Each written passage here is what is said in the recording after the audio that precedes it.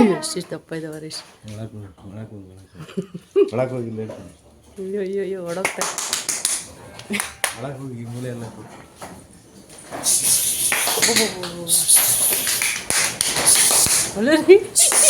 ಅದು ಯಾವುದೇ ಫಿಲಮಲ್ಲಿ ಗುಡ್ಡದಲ್ಲಿ ಬರೀ ಇಲಿಗಳು ಹೋಗ್ತಾವಲ್ಲ, ಒಬ್ಬೊಬ್ಬ ಹೆಂಗೋಗ್ತದೆ.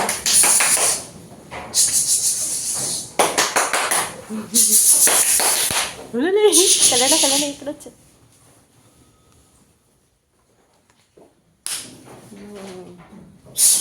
ಎಷ್ಟಿಷ್ಟಪ್ಪ ಇದೆ ನೋಡಿ.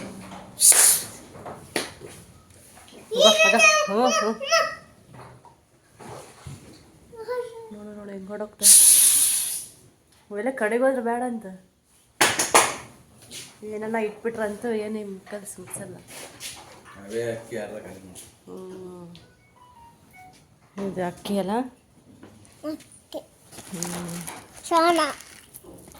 ಚೆನ್ನಾಗಿದೆ ಅಕ್ಕಿ ಸಸ್ಯ.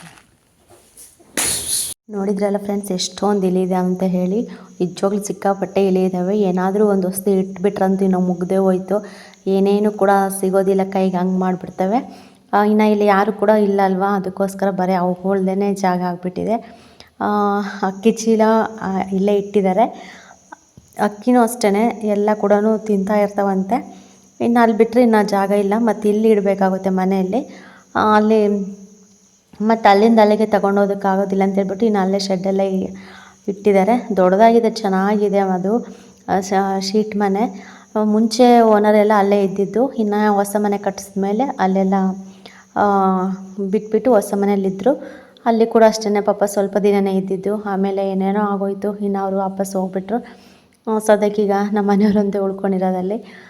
ಇನ್ನು ಮನೆಗೆ ಬಂದ್ವಿ. ಮನೆಗೆ ಬಂದ ತಕ್ಷಣವೇ ಫಸ್ಟು ಚಳಿ ಅಂದರೆ ಸಿಕ್ಕಾಪಟ್ಟೆ ಚಳಿ ಅಲ್ವಾ. ಫಸ್ಟ್ ಬಂದ ತಕ್ಷಣವೇ ಟೀ ಕುಡಿದ್ಬಿಡ್ತೀನಿ ನಾನು, ಬಿಸಿ ಮಾಡಿಕೊಂಡು. ವರ್ಷಕ್ಕಾಗಲೇ ಟೀ ಮಾಡಿಟ್ಟಿರ್ತಾರೆ. ಬಂದ ತಕ್ಷಣ ಬಿಸಿ ಮಾಡ್ಕೊಂಡು ಹೊಸದು ಕುಡಿತೀನಿ. ನೀರಂತೂ ಇಲ್ಲವೇ ಇಲ್ಲ ಕುಡಿಯೋದಕ್ಕೆ. ನಿಜ ನಮ್ಗೆ ಯಾವಾಗ ಈ ಸಮಸ್ಯೆ ಬಗೆಹರಿಯುತ್ತೆ ಅನ್ನೋದೇ ಅರ್ಥ ಆಗ್ತಿಲ್ಲ ಫ್ರೆಂಡ್ಸ್. ಅಷ್ಟು ಬೇಜಾರಾಗ್ತಿದೆ ನೀರಿನ ಬಗ್ಗೆ ಯೋಚನೆ ಮಾಡ್ತಾಯಿದ್ರೆ. ಅಸಲು ಕುಡಿಯೋದಕ್ಕೆ ಕೂಡ ನೀರು ಬಿಡೋದಿಲ್ಲ, ಅಷ್ಟು ಇದು. ಅದಕ್ಕೆ ನಾನು ನಮ್ಮ ಅತ್ತೆ ಕೆಲ್ಸಕ್ಕೆ ಹೋಗ್ಬೇಕಲ್ವ, ಇನ್ನು ಕೆಲ್ಸಕ್ಕೆ ಹೋಗಿ ಬರೋಷ್ಟೊತ್ತಿಗೆ 1-2 ಕೊಡ ತೊಗೊಂಬಂದು ಕುಡಿಯೋಕ್ಕೆ ಇಳಿಸ್ಬಿಟ್ಟು ಹೋಗೋಣ ಅಂತ ಹೇಳಿಬಿಟ್ಟು ಇನ್ನು ಹೋಗಿ ಇಟ್ಕೊಬಂದು ಇನ್ನು ಕೆಲಸ ಎಲ್ಲ ಮುಗಿಸಿ ಇನ್ನು ಊಟ ಮಾಡಿ ಹೋಗೋಣ ಕೆಲಸಕ್ಕೆ ಅಂತ ಹೊರಟ್ವಿ. ಇನ್ನು ಅಷ್ಟರಲ್ಲಿ ಅಂಗನವಾಡಿ ಮಕ್ಕಳೆಲ್ಲ ಬಂದರು. ನಾಳೆ ಅಂದರೆ ಭಾನುವಾರ ಪಲ್ಸ್ ಪೋಲಿಯೋ ಇದೆ ಅಲ್ವಾ, ಅದು ಹಾಕ್ಸ್ಬೇಕು ಮಕ್ಕಳಿಗೆ ಅಂತ ಹೇಳಿಬಿಟ್ಟು ಇನ್ನು ಮಾಸ್ಟ್ರು ಮತ್ತು ಆಶಾ ವರ್ಕರು ಮತ್ತು ಟೀಚರು, ಅಂಗನವಾಡಿ ಟೀಚರ್ ಮತ್ತು ಹೆಲ್ಪರ್ ಎಲ್ಲರೂ ಕೂಡ ಬಂದಿದ್ದರು. ಅದಕ್ಕೆ ಸ್ವಲ್ಪ ಹಂಗೆ ವಿಡಿಯೋ ಮಾಡ್ಕೊತಾ ಇದ್ದೀನಿ. ನಮ್ಮೂರು ಚಿಕ್ಕೂರು ಫ್ರೆಂಡ್ಸ್, ಮಕ್ಕಳಂತೂ ಇಲ್ಲವೇ ಇಲ್ಲ ಸ್ಕೂಲಲ್ಲಿ. ಸ್ವಲ್ಪ ಜನನೇ ಮಕ್ಕಳಿರೋದು.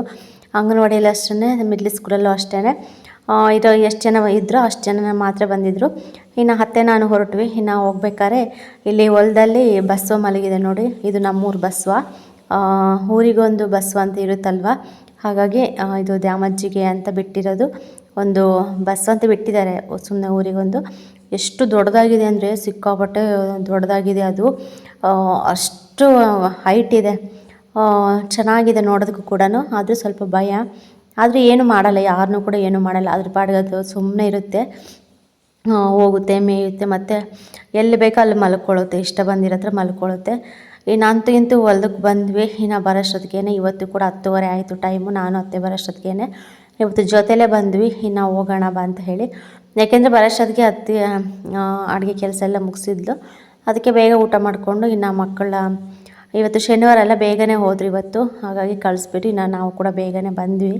ಹಂಗೂ ಹಿಂಗೂ ಬರೋಷ್ಟೊತ್ತಿಗೆ 10:30 ಆಯಿತು. ನೀರೆಲ್ಲ ತಂದಿಟ್ಟು ಬರೋಷ್ಟೊತ್ತಿಗೆ ಇನ್ನು ಬಿಡಿಸ್ತಾ ಇದ್ದೀವಿ ಮಾತಾಡಿಕೊಂಡು. ಇನ್ನು ಲಕ್ಷ್ಮಿ ಆಂಟಿ ಅಂತ ಆಂಟಿ ಸುಮ್ಮನೆ ಕಾಮಿಡಿ ಮಾಡ್ತಾಯಿದ್ರು, ಹಾಗೆ ನಕ್ಕೊಂಡು ಬಿಡಿಸಿದ್ವಿ. ಕಾಂಗ್ರೆಸ್ ಅಂತೂ ಸಿಕ್ಕಾಪಟ್ಟೆ ಕಾಂಗ್ರೆಸ್ ಇದೆ. ಕೆಲವ್ರಿಗೆ ತುಂಬ ಅಲರ್ಜಿ ಆಗುತ್ತೆ ಇಲ್ಲಿ ಕೆಲಸ ಮಾಡೋತ್ರ. ನನಗಂತೂ ಸದ್ಯಕ್ಕೆ ಸೆಟ್ ಆಗಿದೆ, ನನಗೆ ಯಾವ ಅಲರ್ಜಿ ಮತ್ತು ಕಡ್ತ ಏನೂ ಅನಿಸೋದಿಲ್ಲ. ನಾವು ನಿಂತ್ಕೊಂಡು ಬಿಡಿಸಿದ್ರು ಕೂಡ ಅದು ಮೆಣಸಿನ ಗಿಡ ಎಷ್ಟು ಎತ್ತರ ಇದ್ದಾವೆ, ಕಾಂಗ್ರೆಸ್ ಕೂಡ ಅಷ್ಟೇ ಎತ್ತರ ಬೆಳೆದು ಬಿಟ್ಟಿದ್ದಾವೆ ಸುಮ್ಮನೆ.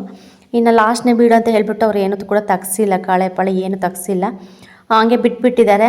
ಇನ್ನು ಇದನ್ನೆಲ್ಲ ಬಿಡಿಸ್ಬಿಟ್ಟು ಮತ್ತೆ ನೆಕ್ಸ್ಟ್ ಎಲ್ಲ ಇದು ಮಾಡ್ತಾರಂತ ಹೇಳಿ ಇನ್ನು ಬಿಡಿಸ್ಬಿಟ್ಟು ಇನ್ನು ಸಂಜೆ 5 ಕಾಲಿಗೆ ಮನೆಗೆ ಬಂದೆ. 5 ಕಾಲಕ್ಕೆ ಮನೆಗೆ ಬಂದ ತಕ್ಷಣ ಇನ್ನು ಟೀಗೆ ಇಟ್ಟಿದ್ದೀನಿ. ಬಂದ ತಕ್ಷಣ ಮಾವ ಮಾಡಿರಲಿಲ್ಲ. ಅವ್ರು ಕೇಳಿದ್ರು ಸ್ವಲ್ಪ ಟೀ ಮಾಡಮ್ಮ ಬೇಗ ಅಂತಂದರು. ಸರಿ ಮಾವ ಅಂತ ಹೇಳ್ಬಿಟ್ಟು ಇವಾಗ ಟೀಗೆ ಇಟ್ಟಿದ್ದೀನಿ. ಇನ್ನು ಬರೋಷ್ಟೊತ್ತಿಗೆ ಪವಿತ್ರ ರಾಗಿ ರೊಟ್ಟಿ, ಚಟ್ನಿ, ಅನ್ನ ಎಲ್ಲ ಮಾಡಿಟ್ಬಿಟ್ಟಿದ್ದಾಳೆ. ಅವಳಿಗೆ ಹುಷಾರಿಲ್ಲ, ನಾನು ಬೈದ್ಬಿಟ್ಟೆ.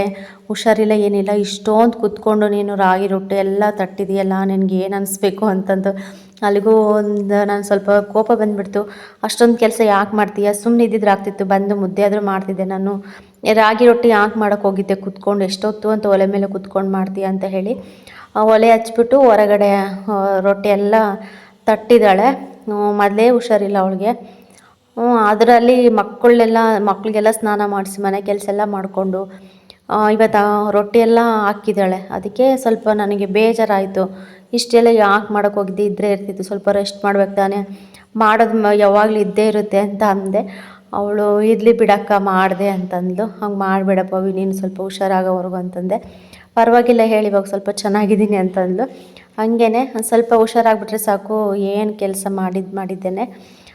ಇನ್ನೊಂದೆರಡು ದಿನ ರೆಸ್ಟ್ ಮಾಡು ಅಂತಂದ್ರೂ ಕೂಡ ಮಾಡ್ತಾ ಇಲ್ಲ ಅವಳು.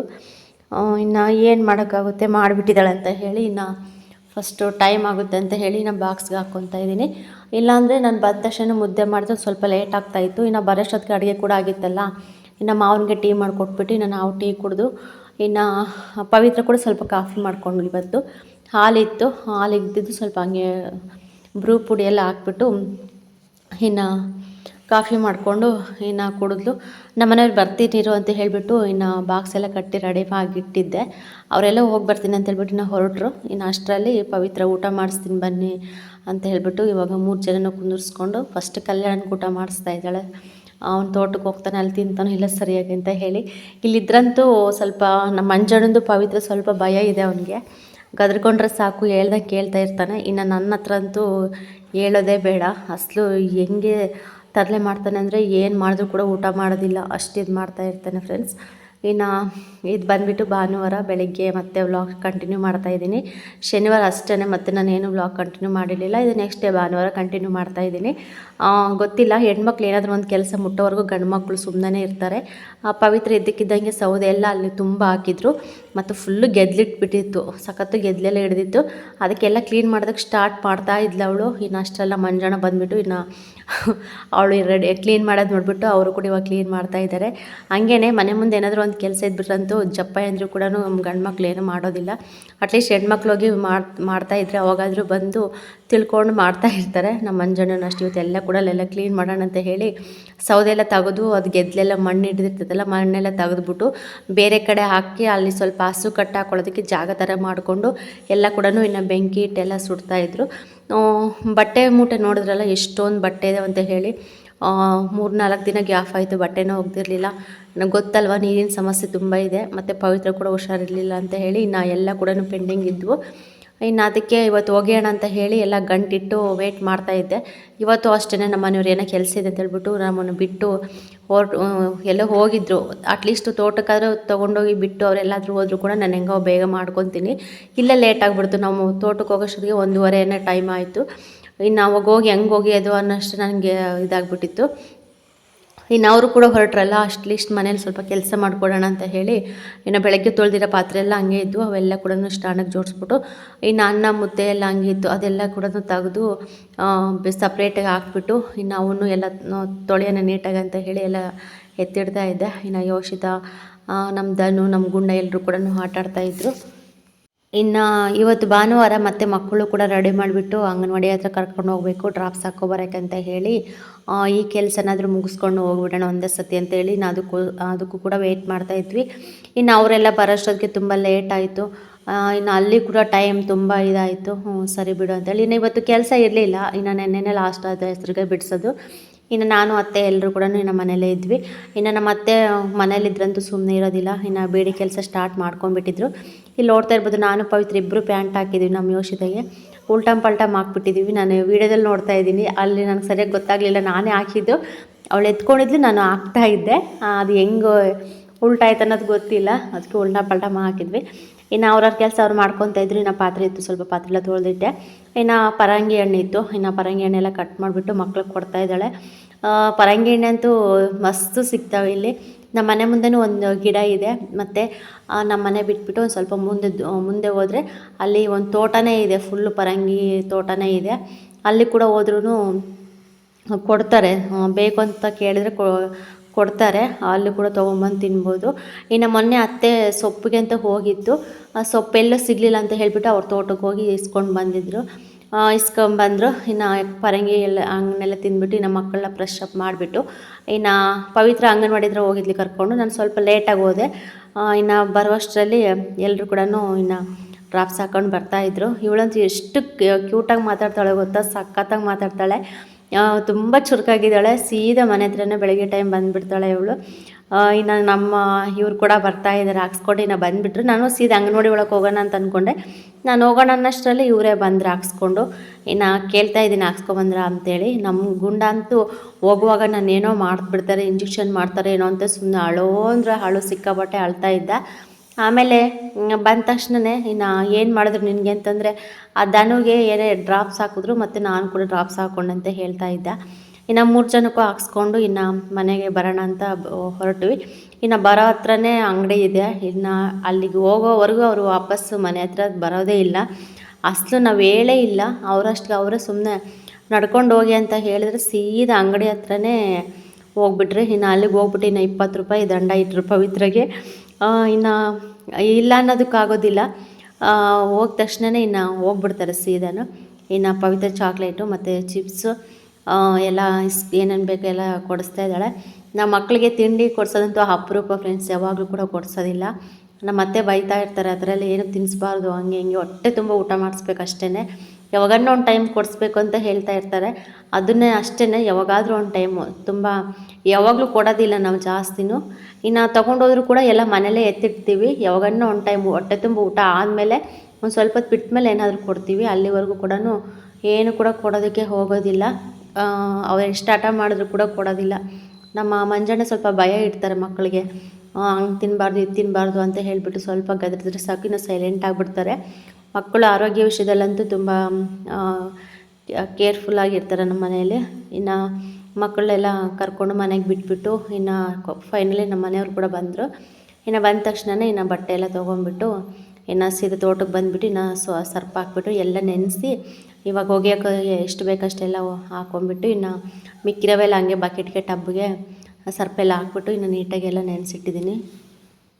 ಇನ್ನು ಇಷ್ಟಿಷ್ಟು ಬಟ್ಟೆ ಮನೆ ಹತ್ರನೇ ಒಗಿಬೇಕಂದ್ರೆ ಕಷ್ಟ, ನೀರು ಜಾಸ್ತಿ ಬೇಕಾಗುತ್ತೆ.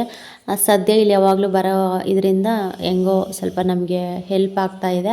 ಇನ್ನು ಎಷ್ಟೇ ಬಟ್ಟೆ ಇರಲಿ ತೊಗೊಂಬಂದುಬಿಟ್ಟು ನಾನು ನೀಟಾಗಿ ಒಗೆದ್ಬಿಟ್ಟು ತೊಗೊಂಡೋಗ್ತೀನಿ ಒಣಗಿಸ್ಬಿಟ್ಟು ಚೆನ್ನಾಗೆ. ಇನ್ನು ಮಕ್ಳ ಬಟ್ಟೆ ಅಂತೂ ಡೈಲಿ ಬಿಟ್ಟಾಕ್ತಾನೇ ಇರ್ತಾರೆ, ಮಕ್ಳ ಬಟ್ಟೆನೇ ಜಾಸ್ತಿ ಇರುತ್ತೆ. ಇನ್ನು ಅವರವಂತೂ ಒಂದಿನ ಬಿಟ್ಟು ಒಂದಿನ ಒಗ್ದಾಕ್ಕೊತೀವಿ. ಈ 3 ದಿನ ಅಂದರೆ ಸ್ವಲ್ಪ ಗ್ಯಾಪ್ ಆಯಿತು. ಇನ್ನು ಪವಿತ್ರಗೂ ಸ್ವಲ್ಪ ಹೆಲ್ತ್ ಪ್ರಾಬ್ಲಮ್ ಆಗಿರೋದ್ರಿಂದ ಅವಳು ಕೂಡ ಒಗೆಯೋಕ್ಕಾಗಲಿಲ್ಲ. ಇನ್ನು ನಾವು ಬೆಳಗ್ಗೆ ಟೈಮು 1-2 ದಿನ ಹಿಂಗೆ ಹೋಗ್ತಾ ಇದ್ವು. ಡೈಲಿ ಬಿಟ್ಟಾಕ್ತಾರಲ್ಲ ಅಷ್ಟೊಂದೇನು ಕೊಳೆ ಆಗಿರಲ್ಲ. ಮತ್ತು ಸಂಜೆ ಬಂದುಬಿಟ್ಟು ಸಖತ್ತು ಗಬ್ಬು ಮಾಡ್ಕೊಂಬಿಡ್ತಾರೆ, ಮಣ್ಣಲ್ಲಿ ಆಡೋದು, ಟೈರ್ ತೊಗೊಂಡು ಆಡೋದು ಆ ಥರ ಎಲ್ಲ ಮಾಡ್ತಾ ಇರ್ತಾರಲ್ಲ, ಸ್ವಲ್ಪ ಜಾಸ್ತಿ ಗಲೀಜಾಗ್ತವೆ. ಹಾಗಾಗಿ ಇವತ್ತು ಟವಲ್ಸು, ಸ್ವೆಟ್ರಸ್ಸು ಏನೇನು ಇದ್ದವು ಎಲ್ಲ ಕೂಡ ತೊಗೊಂಬಂದುಬಿಟ್ಟಿದ್ದೆವು, ಫಸ್ಟು ಒಗೆದ್ಬಿಡೋಣ ಅಂತ ಹೇಳಿ. ನನಗೆ ಯಾವಾಗಲೂ ಅಷ್ಟೇ, ನನಗೆ ಬಿಟ್ಟಿರೋ ಬಟ್ಟೆ ಇದ್ರಂತೂ ನನಗೆ ನಿಜವಾಗ್ಲೂ ತಲೆನೇ ಕೆಟ್ಟೋಗುತ್ತೆ. ಎಷ್ಟನೇ ಇರಲಿ ಬೇಗ ಒಗ್ದಾಕ್ಬಿಡೋಣ, ಒಟ್ಟು ಕ್ಲೀನಾಗಿರಬೇಕು. ನನಗೆ ಬಿಟ್ಟಿರೋ ಬಟ್ಟೆ ಎಲ್ಲೇ ಆಗಲಿ, ಅಲ್ಲೇ ಆಗಲಿ ಇಲ್ಲೇ ಆಗಲಿ, ಬಿಟ್ಟಿರೋ ಬಟ್ಟೆ ಅಂತ ಮಾತ್ರ ನನಗೆ ಜಾಸ್ತಿ ಇಟ್ಕೊಳಕ್ಕೆ ನನಗೆ ಮನಸ್ಸು ಬರೋದಿಲ್ಲ. ಅದಕ್ಕೋಸ್ಕರ ನಾನು ಅಲ್ಲಿದ್ದರೂ ಕೂಡ ಅಷ್ಟೇ, ಚಿಕ್ಕಮ್ಮರು ಇದ್ದರೂ ಕೂಡ ನಾನು ಒಂದಿನನೂ ಬಿಡೋಲ್ಲ, ಎಲ್ಲ ಒಗೆದ್ಬಿಟ್ಟಿರ್ತೀನಿ. ಇಲ್ಲಿ ಅಷ್ಟೇ, ಇಲ್ಲಿ ಜಾಸ್ತಿ ಆಗ್ತಾ ಇರುತ್ತಲ್ಲ ಅವಾಗ ತೊಗೊಂಬಂದು ಎಲ್ಲ ಒಗ್ದಾಕ್ಬಿಡ್ತೀನಿ. ಇವಾಗ ಒಂದು 3 ದಿನ ಗ್ಯಾಪ್ ಆಗಿರೋದಕ್ಕೆ ಸ್ವಲ್ಪ ಜಾಸ್ತಿ ಅನ್ನಿಸ್ತು. ಪರವಾಗಿಲ್ಲ ಅಂತ ಹೇಳಿಬಿಟ್ಟು ಇನ್ನು ಎಲ್ಲ ಒಗೆದೆ. ಇಲ್ಲಿ ನಮ್ಮ ಮನೆಯವ್ರ ಹತ್ರ ಸ್ವಲ್ಪ ರಿಕ್ವೆಸ್ಟ್ ಮಾಡಿಕೊಂಡು ಒಂದು ಚಿಕ್ಕ ತಂತಿನ ಕಟ್ಸ್ಕೊಂಡಿದ್ದೀನಿ. ಇಲ್ಲಿ ಸ್ವಲ್ಪ ದೊಡ್ಡವ್ರ ಬಟ್ಟೆ ಎಲ್ಲ ಹಾಕೋಣ ಅಂತ ಹೇಳಿ ಇನ್ನು ದೊಡ್ಡವ್ರ ಬಟ್ಟೆ ಎಲ್ಲ ಹಾಕ್ತೀನಿ. ಚಿಕ್ಕ ಬಟ್ಟೆ ಎಲ್ಲ ಕೂಡ ಲಾಸ್ಟಲ್ಲಿ ಹೋಗ್ಬಿಟ್ಟು ಮೇಲೇ ಒಣಗಾಕೊಂಡು. ಇನ್ನು ನಮ್ಮ ಪವಿತ್ರ ಕೂಡ ಬರ್ತೀನಿ ಅಕ್ಕ, ನಾನು ಬರ್ತೀನಿ, ಇಬ್ಬರು ಹೋಗಿ ಒಗ್ಕೊಂಬರೋಣ ಅಂತ ಹೇಳಿದ್ದು. ಪಾಪ ನಾನೇ ಕರ್ಕೊಂಬರಲಿಲ್ಲ, ಇರಲಿ ಬಿಡು ಸ್ವಲ್ಪನೇ ಇರೋದು, ನಾನೆಲ್ಲ ಒಗ್ದಾಕ್ತೀನಿ, ನೀನೇನು ಟೆನ್ಷನ್ ತೊಗೋಬೇಡ, ಆರಾಮಾಗಿರು ಅಂತ ಹೇಳಿದೆ. ಇಲ್ಲ ನಾನು ಬರ್ತೀನಿ ಅಂತ ಇದ್ಲು. ಹಿಂಗೆ ಮಾಡಿಬಿಟ್ಟು ಆ ಟೈಮ್ ಕೂಡ ಆಯಿತು. ಇನ್ನು ನಾವು ಕೂಡ ಬಂದುಬಿಟ್ವಿ ಈ ಕಡೆ. ಅವಳು ಇಬ್ಬರು ಹೋಗಿಬಿಟ್ಟು ಬೇಗ ಒಗ್ಕೊಂಬರೋಣ ಅಂತ ಅಂದ್ಲು. ಮನೇಲಿ ಕೂಡ ತುಂಬ ಕೆಲಸ ಇರುತ್ತೆ, ಮತ್ತು ಇಬ್ಬರು ಕೂಡ ಇಲ್ಲಿಗೆ ಬಂದರೆ ಇನ್ನು ನಮ್ಮ ಅತ್ತೆ ಕೂಡ ಒಬ್ಬರೇ ಇರ್ತಾರೆ, ಮತ್ತು ಮಕ್ಕಳು ಬೇರೆ ಇದ್ದಾರಲ್ವ, ಇದು ನೋಡ್ಕೊಳ್ಳೋದಕ್ಕಾಗೋದಿಲ್ಲ ಅಂತ ಹೇಳಿ ಇನ್ನು ನಾನು ಬೇಡ ಬಿಡು ನಾನೆಲ್ಲ ಒಕ್ಕೊಂಬರ್ತೀನಿ ನಿಧಾನಕ್ಕೇನೆ, ನೀನೇನು ಅದ್ರ ಬಗ್ಗೆ ತಲೆ ಕೆಡಿಸ್ಕೋಬೇಡ, ಆರಾಮಾಗಿರು ಅಂತ ಹೇಳ್ಬಿಟ್ಟು ಇನ್ನೆಲ್ಲ ತೊಗೊಂಬಂದೆ. ಬರ್ತೀನಿ ಅಂತ ಇರ್ತಾಳೆ, ಇನ್ನು ಅಲ್ಲಿಂದ ಮತ್ತೆ ಬಂದು ಮತ್ತೆ ಇಬ್ಬರು ಇಲ್ಲಿ ಸುಮ್ಮನೆ ಇದಾಗುತ್ತೆ. ನಾನು ಬೇಗ ಬೇಗ ಬೇಗ ಒಗ್ದಾಕ್ಬಿಡ್ತೀನಿ. ಅವಳು ಇರಲಿ ಸ್ವಲ್ಪ, ನಾನು ಇರೋವರೆಗೂ ಏನು ಅಷ್ಟೊಂದೇನು ಸ್ವಲ್ಪ ಅಡುಗೆ ಒಂದು ಮಾಡ್ಕೊಂಡಿರಲಿ ಅನ್ನೋಷ್ಟು ನನಗೆ ಅನಿಸುತ್ತೆ, ಆರಾಮಾಗೇ ಇರಲಿ ಅಂತ. ಇನ್ನು ಬಟ್ಟೆ ವಿಷಯ ಅಂದರೆ ಅವಳು ಸ್ವಲ್ಪ ವೀಕ್ ಇದ್ದಾಳೆ ಫ್ರೆಂಡ್ಸ್. ನಾನಾದರೂ ಸ್ವಲ್ಪ ಸ್ಟ್ರಾಂಗು ಮತ್ತು ಗಟ್ಟಿಯಾಗಿದ್ದೀನಿ, ಅವಳು ತುಂಬ ವೀಕ್ ಇದ್ದಾಳೆ. ಅದಕ್ಕೋಸ್ಕರ ಮತ್ತು ಮೊನ್ನೆ ಕೂಡ ಹುಷಾರಿಲ್ದಂಗೆ ಆಗಿತ್ತಲ್ಲ, ಸೊ ತುಂಬ ಲಾಸ್ ಆಗಿಬಿಟ್ಟಿದ್ದಾಳೆ. ನಂಗೆ ಗೊತ್ತಾಗುತ್ತೆ, ಹೆಣ್ಮಕ್ಳು ಅಂದರೆ ಗೊತ್ತಿರುತ್ತೆ, ನಾವು ಕೂಡ ಅರ್ಥ ಮಾಡ್ಕೋಬೇಕಾಗುತ್ತೆ ಪರಿಸ್ಥಿತಿ. ನನಗೆ ಗೊತ್ತಲ್ವ ಆ ಸಿಚುವೇಶನ್ ಹೆಂಗೆ ಅಂತ ಹೇಳಿಬಿಟ್ಟು. ಇನ್ನು ಅದಕ್ಕೋಸ್ಕರ ಬೇಡ ಬಿಡಮ್ಮ ನೀನು ಅಂತ ಹೇಳಿ ಇನ್ನು ನಾನೇ ಬಂದುಬಿಟ್ಟೆ. ಇನ್ನು ಎಲ್ಲ ಒಗೆದ್ಬಿಟ್ಟು ಇನ್ನು ಹೊರಗಡೆ ಒಂದು ಸ್ವಲ್ಪ ಹಾಕಿದ್ದೆ, ಮತ್ತು ಮೇಲ್ಗಡೆ ಎಲ್ಲ ಮಕ್ಳು ಬಟ್ಟೆ ಎಲ್ಲ ತೊಗೊಂಬಂದು ಇಲ್ಲೆಲ್ಲ ಒಣಗಾಕ್ತಾ ಇದ್ದೀನಿ. ಇವತ್ತು ಸ್ವಲ್ಪ ಅಷ್ಟೊಂದೇನು ಬಿಸಿಲಿಲ್ಲ, ಸ್ವಲ್ಪ ನೆನ್ನೆ ಮೊನ್ನೆಲ್ಲ ಸ್ವಲ್ಪ ಚೆನ್ನಾಗಿತ್ತು. ಇವತ್ತು ಅಷ್ಟೊಂದಿಲ್ಲ, ಸ್ವಲ್ಪ ಲೈಟಾಗೇ ಬಿಸಿಲಿತ್ತು. ಇನ್ನು ನಮ್ಮ ಮನೆಯವ್ರು ಬಂದುಬಿಟ್ಟು ಊಟ ತರ್ತೀನಿ ಇಲ್ಲಿಗೆ ಅಂತ ಹೇಳಿ ಇನ್ನು ಅವರು ಆಗಲೇ ಊರೊಳಗೆ ಹೋಗಿದ್ರು. ಇನ್ನು ನಾನು ಗುಂಡ ಇಲ್ಲೇ ಇದ್ವಿ. ಫೋನ್ ಇಡೋದಕ್ಕಿಲ್ಲ ಇವಂದು ಒಂದು ನನಗೆ ಬಂದುಬಿಡ್ತಾನೆ, ನಾನು ಕಾಣಿಸೋದಿಲ್ಲ ಅಂತಲೇ. ಫ್ರಂಟ್ ಕ್ಯಾಮ್ರಾ ಆದರೆ ಕಾಣಿಸ್ತಾನೆ, ಬ್ಯಾಕ್ ಕ್ಯಾಮ್ರಾ ಅವ್ನಿಗೆ ಅದು ಹೆಂಗೆ ಕಾಣಿಸುತ್ತೆ ಹೇಳಿ. ಅದೇ ಒಂದು ಸ್ವಲ್ಪ ಹೊತ್ತು ನಮ್ಮಿಬ್ಬರ ಮಧ್ಯೆ ಇದಾಯಿತು. ಓಕೆ ಫ್ರೆಂಡ್ಸ್, ಈ ಚಿಕ್ಕ ವ್ಲಾಗ್ ಇಷ್ಟ ಆದರೆ ಲೈಕ್ ಮಾಡಿ, ಕಮೆಂಟ್ ಮಾಡಿ, ಶೇರ್ ಮಾಡಿ. ಸಿಗೋಣ ನೆಕ್ಸ್ಟ್ ವ್ಲಾಗಲ್ಲಿ. ಅಲ್ಲಿವರೆಗೆ